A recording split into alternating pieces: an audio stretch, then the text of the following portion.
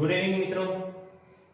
हमने कल पढ़ा था, क्या पढ़ा था? उत्पत्ति के आधार पर शब्द पढ़े थे, जिसमें अपन ने ये पढ़ा था कि यदि तत्सम और तद्भव की पहचान करनी है तो कैसे करेंगे। उसके लिए अपन ने 3 नियम पढ़े थे, और वो 3 नियम आपने पढ़े हुए। एक तो सत्र, ज्ञ और श्र युक्त शब्द क्या होते हैं? तत्सम होते हैं। फिर तद्भव होने पर स किसमें बदल जाता है, त्र किसमें बदल जाता है। और ऐसी ही कंडीशन के अंदर हम 3 नियम पढ़े थे, और उन 3 नियमों में अपन ने ये भी नोट कर लिया था कि ऋण युक्त शब्द क्या था? तत्सम। लेकिन जब वो तद्भव हुआ तो किसमें बदल गया? न में। ऐसे ही अपन ने पढ़ा था अनुस्वार युक्त जो शब्द था वो क्या था? तत्सम। लेकिन तद्भव में किसमें कन्वर्ट हो गया? चंद्र बिंदु में। ये 3 नियम पढ़े थे अपन ने। पहला नियम तो था श, त्र,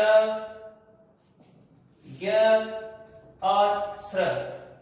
इसमें अपन ने तद्भव बनाने के लिए ख, त, ज, और उसके बाद में इसमें अपन ने पढ़ा था श तालवी भी बनता है, ये भी बनता है और ये भी बनता है। स्पेशली जो अपन ने बात की थी इनकी, तो ये 3 नियम अपन ने कल अच्छी तरह से पढ़ लिए थे तत्सम से तद्भव बनने के। अब अपन बात करते हैं अगले नियमों की। तो एडिंग हो जाएगी अपने तत्सम और तद्भव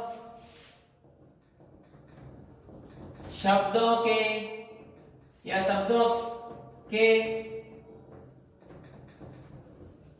तत्सम और तद्भव शब्दों की पहचान के लिए नियम। पहचान के लिए नियम।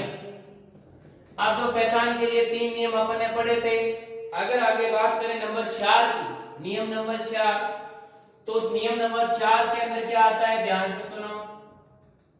नियम नंबर 4, नियम नंबर 4 में यह युक्त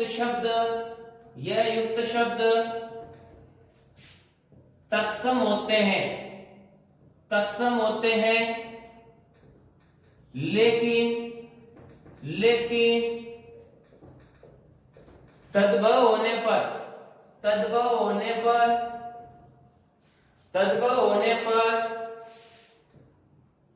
यह ज में बदल जाता है। यह किस में बदल जाता है? ज में बदल जाता है।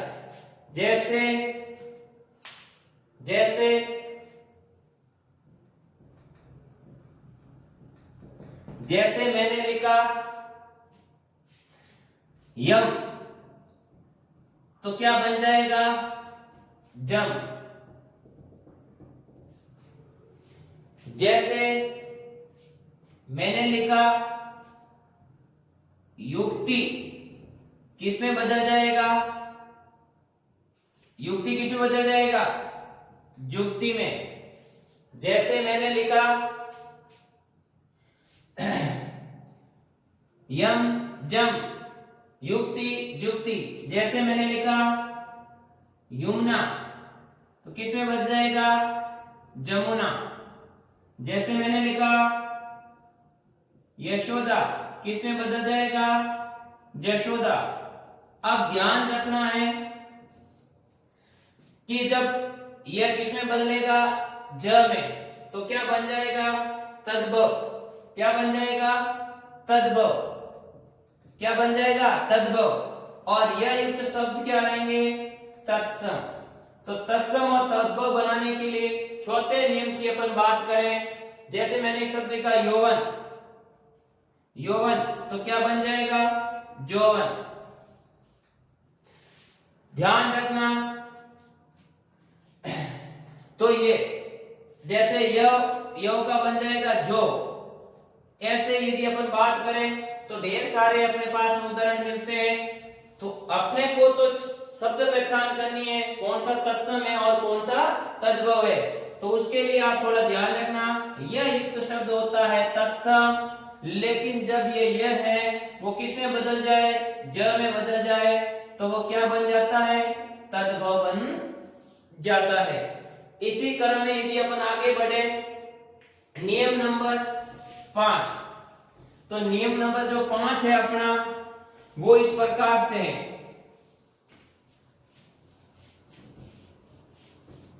नियम नंबर 5, नियम नंबर जो 5 है वो है, यदि र और री युक्त शब्द तत्सम होते हैं, तत्सम होते हैं, तद्भव होने पर, तद्भव होने पर, तद्भव होने पर, तद्भव होने पर या तो इनका लोप हो जाता है अथवा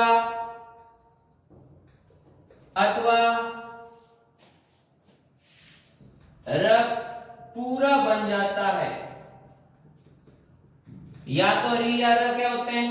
लोप हो जाते हैं, या फिर र क्या होता है? पूरा बन जाता है। अब यहां ध्यान दो थोड़ा सा, जैसे मैंने लिखा, इसमें एक अच्छा उदाहरण है अपने पास में, जैसे मैंने लिखा सर, जैसे मैंने लिखा शर्करा, जैसे मैंने लिखा धर, जैसे मैंने लिख दिया कृत, जैसे मैंने लिख दिया मृत, और ऐसे ऐसे मैंने लिख दिया कर्पूर। अब ध्यान दो, ये सारे देखो र या री युक्त शब्द है, और र या री युक्त जो शब्द है ये तो तत्सम हो गए। अब यदि ये तद्भव में कन्वर्ट हो जाएंगे तो या तो क्या होगा? लोप हो जाएंगे ये, या तो ये क्या हो जाएंगे? लोप हो जाएंगे, या फिर ये किस में कन्वर्ट हो जाएंगे? पूरे र में। तो सन का क्या बन गया? शाम। शर्करा का क्या बन गया? शक्कर। धृत का क्या बन गया? घी। कृत का क्या बन गया? किया। मृत का क्या बना? म्रा। कर्पूर का क्या बना? कपूर बना। क्या बना? कपूर बना। अब समझना क्या है तुम्हें कि ये जो सारे शब्द हैं ये तो हो गए अपने क्या? तद्भव, और ये हो गए अपने तत्सम, ये तत्सम और ये हो गए अपने तद्भव। तो र या री युक्त जो शब्द होते हैं वो तो तत्सम होते हैं, लेकिन जब र या री तद्भव बनते हैं उस समय र या री या तो पूरे क्या हो जाते हैं? लोप, गायब, और या फिर क्या होते हैं? पूरा र बन जाते हैं, या फिर पूरा क्या बन जाते हैं? र बन जाते हैं। ये नियम नंबर अपना था 5। अब नियम नंबर देखो अगला, नंबर 6। थोड़ा ध्यान देना, हल्की सी मिस्टेक आपने ऊपर नीचे होते ही मामला क्या हो जाएगा? गड़बड़। ऐसे नहीं है, उल्टा याद रख लो।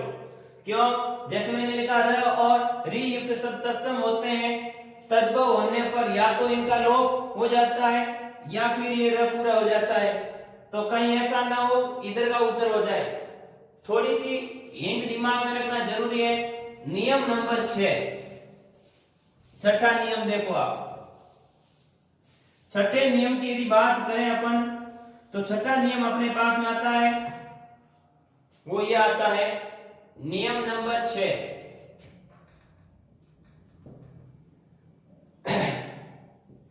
ड और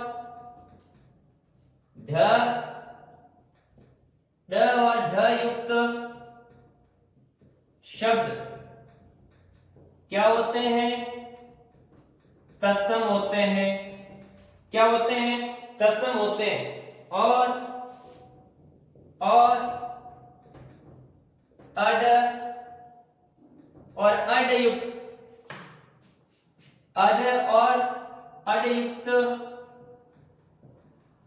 जो शब्द है, अडयुक्त शब्द तद्भव होते हैं। क्या होते हैं? तद्भव। कहने का मतलब क्या था? ड और ढ यदि है तो वो तो क्या रहेगा? तत्सम। और उसके बाद में अड और अड, अड और अड युक्त शब्द है तो वो क्या रहेंगे? तद्भव। अर्थात अर्थात अर्थात तत्सम के ट का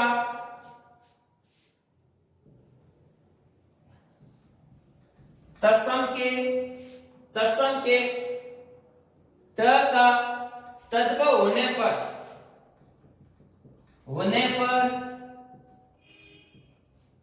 अधिकतम क्या बन जाता है?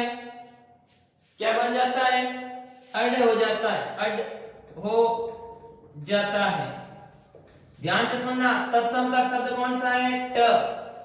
ये दोनों युक्त शब्द है। ऐसा शब्द है अड और अड, अड और अड, अड अ ढ। यदि ये तो है तो ऑलरेडी क्या होंगे? तद्भव भी होंगे। और यदि कोई शब्द ड और ढ युक्त है तो वो क्या होंगे? तत्सम ही होंगे। नेक्स्ट बात अपन करते हैं कि तत्सम का ट युक्त शब्द तत्सम है और ये जो ट है ये ट तद्भव में होने के लिए अधिकतम किसमें बदलता है? अड में बदलता है। किसमें बदलता है? अड में। अब देखो इसके उदाहरण, जैसे उदाहरण देखो, जैसे मैंने लिखा है घट। अब घट का क्या बनेगा? घड़ा। वैसे ही मैंने लिख दिया घटिका। क्या लिख दिया? घटिका। ऐसे ही मैंने लिख दिया घोटक। क्या लिख दिया? घोटक। ऐसे ही मैंने लिख दिया कपाट। ऐसे ही मैंने लिख दिया परपट। लिख दिया। ऐसे ही मैंने लिख दिया मरकटी, मरकटी। आप देखो ये तो सारे क्या है? तत्सम है। क्यों? ट युक्त शब्द है। उसमें देखो घट का क्या बनेगा? घड़ा। घट का क्या बनेगा? घड़ा। घट का घड़ा। ये क्या है? घटी का घड़ी। घोटक, घोड़ा, कपाट, किवाड़, उसके बाद परपट, पापड़, उसके बाद मरकटी, मकड़ी। अब ध्यान दो, ऐसे है तो ऑलरेडी तद्भव है। ऐसा कोई शब्द आए तो तत्सम है। लेकिन ये वाला जो ट है, ट तत्सम युक्त है और ट में अधिकतम जो ट है तद्भव बनने पर वो किसमें बदलता है? अड में परिवर्तित हो जाता है। ये अपने नियम नंबर कौन सा हो गया? 6। घट का क्या बना? घड़ा। घटिका का क्या बना? घड़ी। घोटक का क्या बना? घोड़ा। कपाट का क्या बना? किवाड़। परपट का क्या बना? पापड़। और मरकटी का क्या बना? मकड़ी। समझने वाली बात यह है तत्सम और तद्भव होने पर, अब ये सारे तत्सम और ये सारे तद्भव, तो कोई भी शब्द किसी भी प्रकार का हो, कैसे भी आए, अपना शब्द तत्सम और तद्भव संबंधी जो भी पहचान के नियम हैं उनको थोड़ा सा दिमाग में रखना है। क्यों?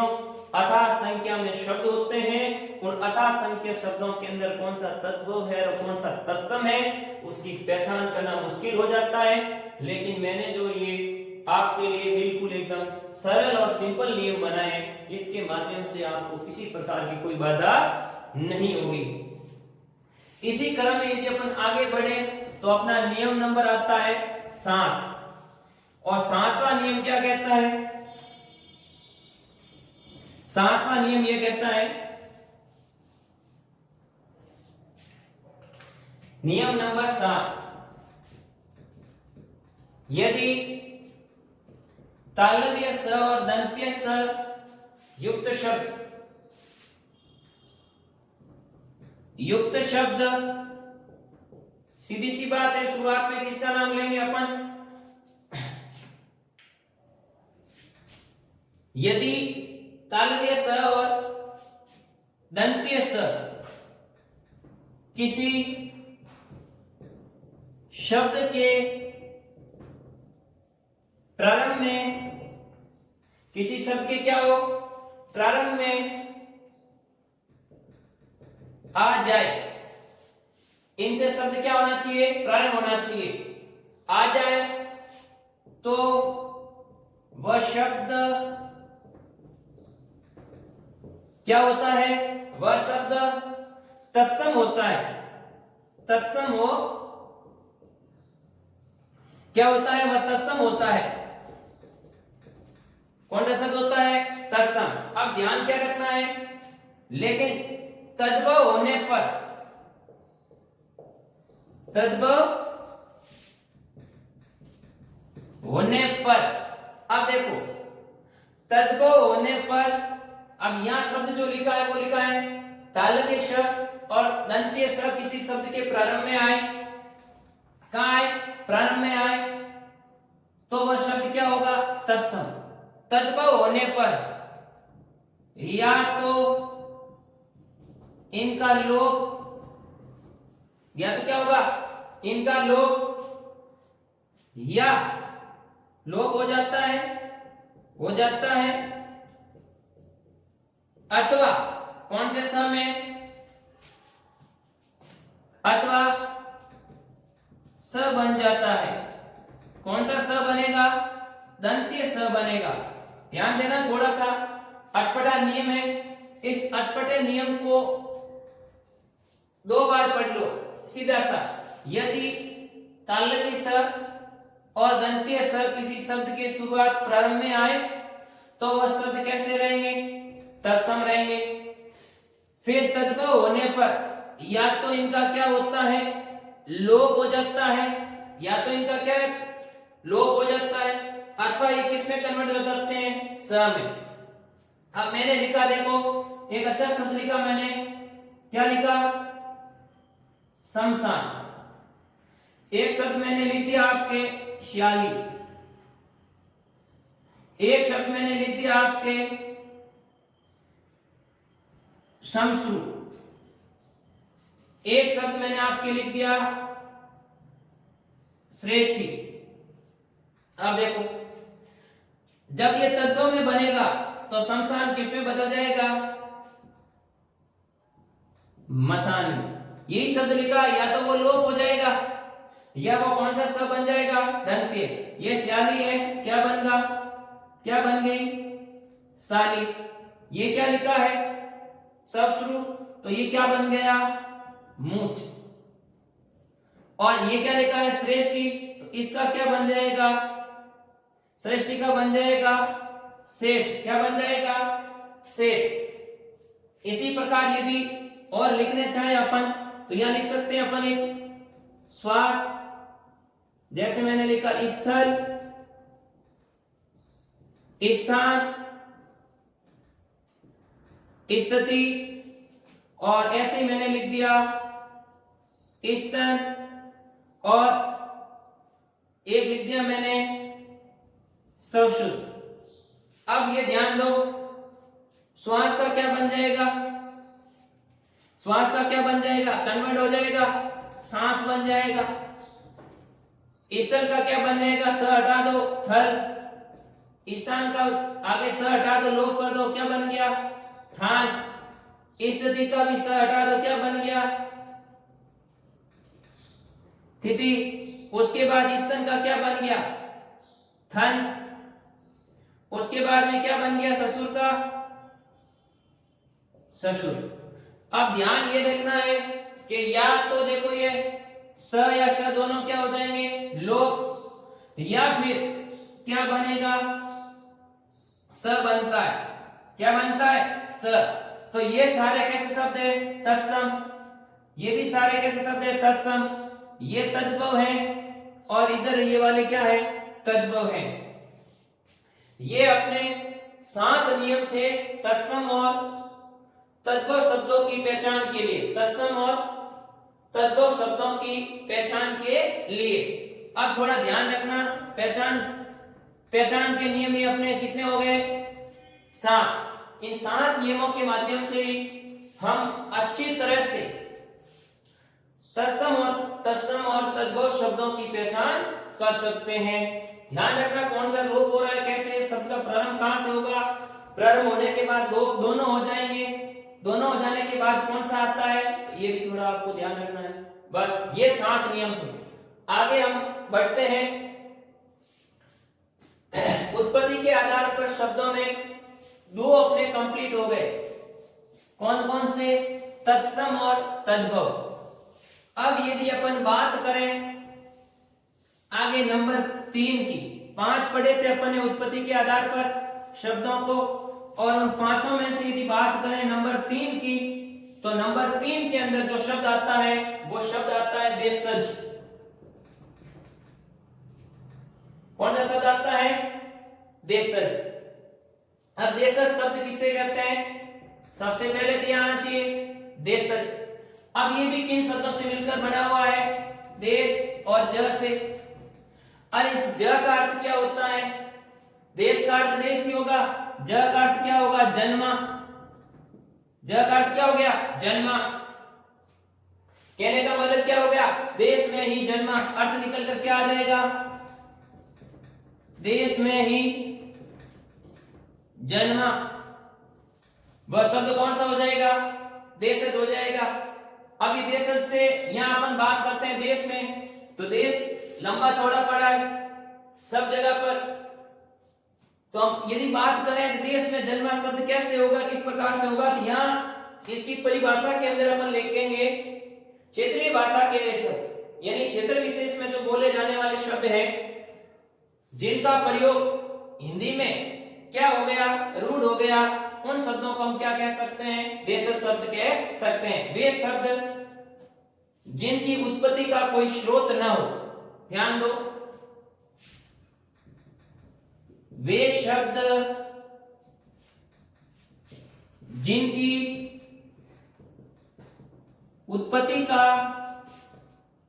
कोई स्रोत न हो।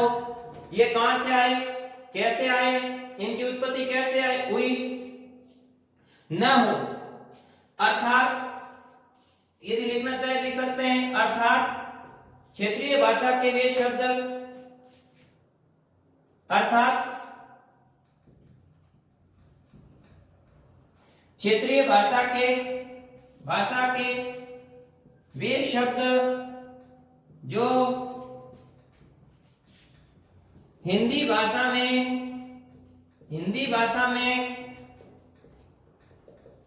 ज्यों के त्यों। अब क्षेत्रीय भाषा का मतलब क्या हो गया? क्षेत्रीय भाषा का मतलब हो गया क्षेत्र विशेष की जो जनता है, उन क्षेत्र विशेष की जनता की आवश्यकता अनुसार जो शब्द बोले गए, उन्हीं शब्दों का नाम क्या पड़ गया? देशज। तो हिंदी भाषा में ज्यों के त्यों प्रयुक्त हो गए, ज्यों के त्यों प्रयुक्त हो गए,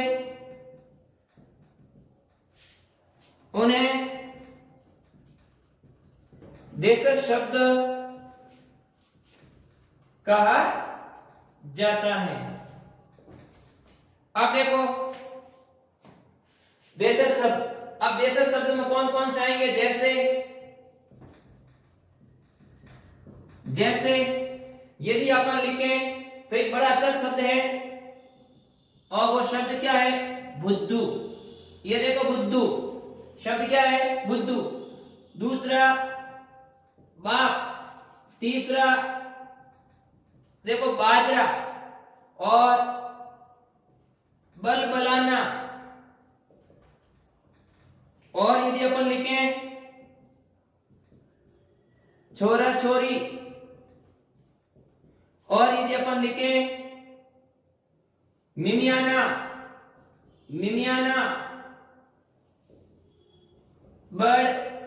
बढ़ाना,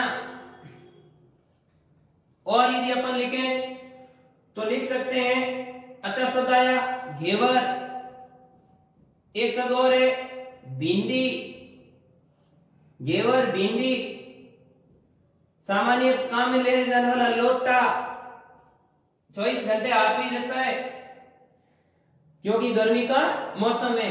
और यदि अपन लिखना चाहें तो फिलहाल तो सबके मुंह में पानी आ रहा होगा, तो हम लिख सकते हैं इडली,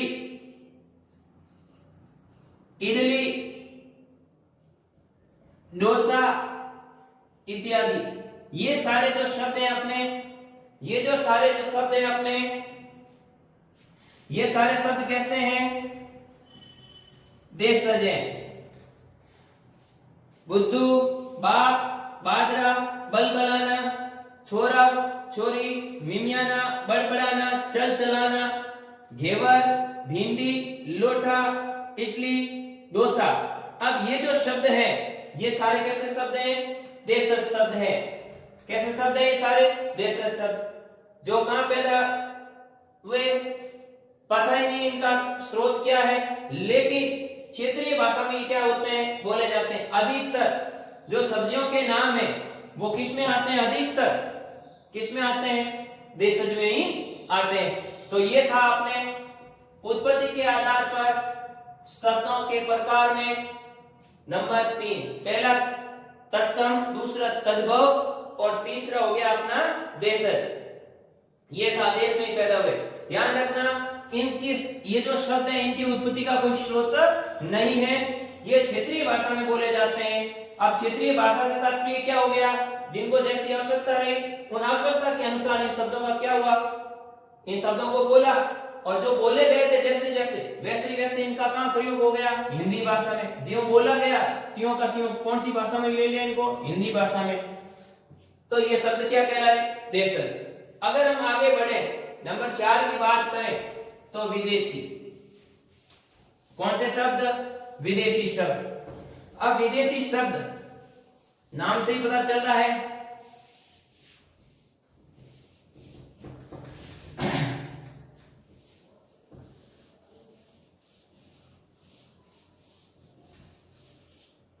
विदेशी।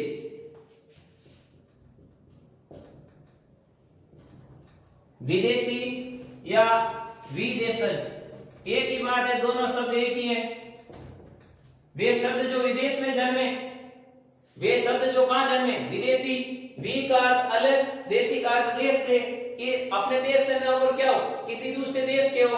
तो हम इनको ऐसे भी तो लिख सकते हैं, वे शब्द जिनका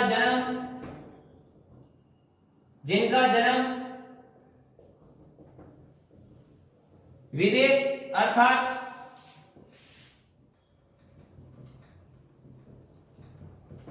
दूसरे देश में हुआ,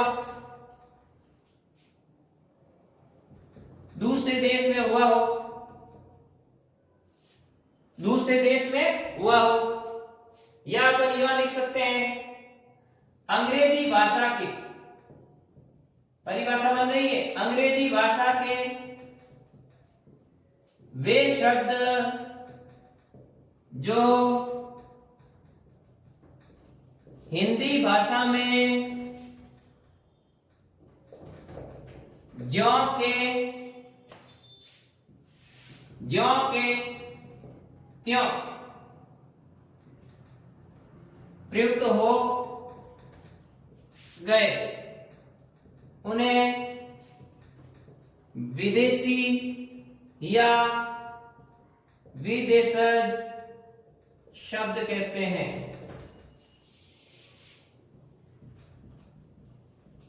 विदेशी या विदेशज शब्द कहते हैं।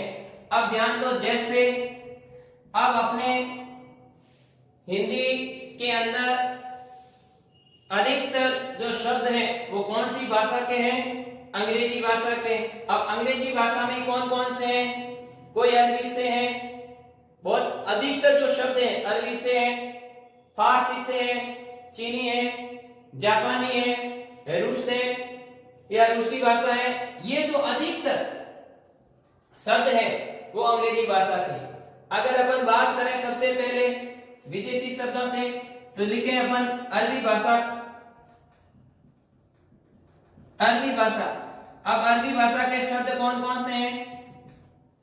देखो अरबी भाषा के शब्द कौन कौन से हैं? आदमी, औरत, अच्छा शब्द है आदमी, औरत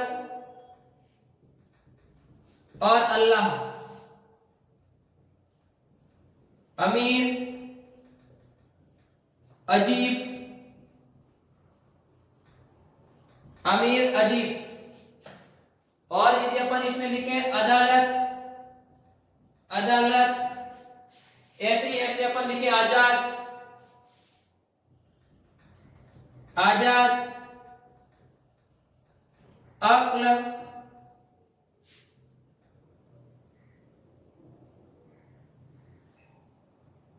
इनाम, औलाद, कमाल, कानून, इज्जत, ईमान,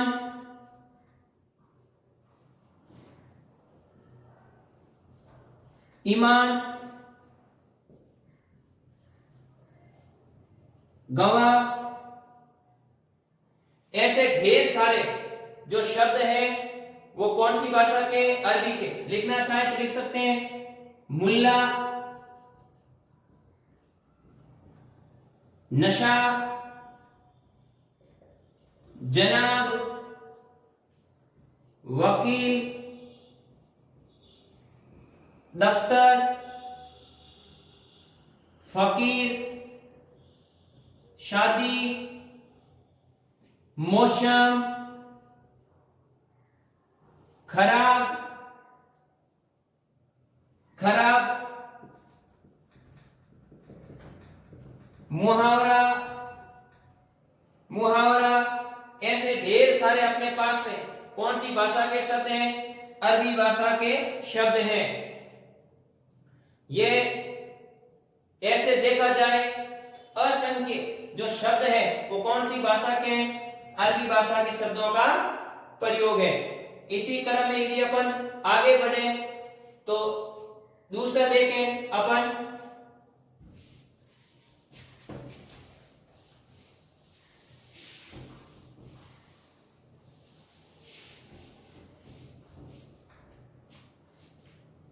कौन सी भाषा?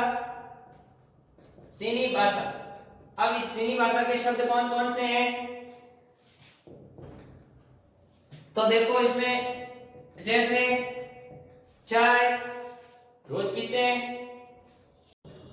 चीकू, चाय, चीकू, लीची, और चाय में क्या डाली जाती है? चीनी। ये जो शब्द हैं ये कौन सी भाषा के हैं? ये अपने हैं वो चीनी भाषा के शब्द हैं। कौन सी भाषा के शब्द हैं? चीनी भाषा के शब्दों का प्रयोग है। अब यदि अपन देखें आगे ऐसे ही जापानी, जापानी भाषा, तो जापानी भाषा के शब्द मिलते हैं रिक्शा, रिक्शा, और एक शब्द मिलता है अपने सायोनारा, सायोनारा। एक अपने विदेशी शब्द हो गए। ऐसे हम पुर्तगाली भाषा में देखें तो अलवारी, ओल्फिन, ठीक है ना,